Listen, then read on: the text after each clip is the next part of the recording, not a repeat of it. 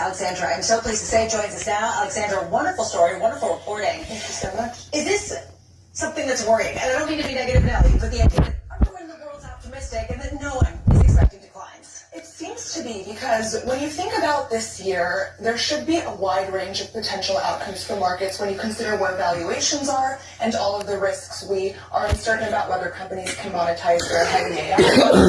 We have a Fed in transition, geopolitical factors, and yet when you look at Wall Street's outlook for U.S. equities, it's almost as though nothing can go wrong. Of the 21 sell-side strategists that we track from the big shops like JP Morgan and Goldman Sachs, no one is predicting declines in the S&P 500 index. In fact, on average, they're predicting another 10% gain. And not only are they unanimously bullish, those forecasts are also clustered. The lowest at 7,000 from Stifel and the highest from Oppenheimer at 8,100 represents a 16% gap, which is the lowest since 2017 rather. So when you're thinking about next year, perhaps the biggest risk is complacency, because when you move in this lockstep optimism, it won't take some exogenous shock or a recession to disappoint markets, but something as small as an earnings miss. Well, there's also been a confusion around whether the economy can continue to lag behind some of the enthusiasm that we've seen when it comes to equity markets. Is that something that's expected to continue as well, with maybe a sluggish U.S. growth backdrop at the same time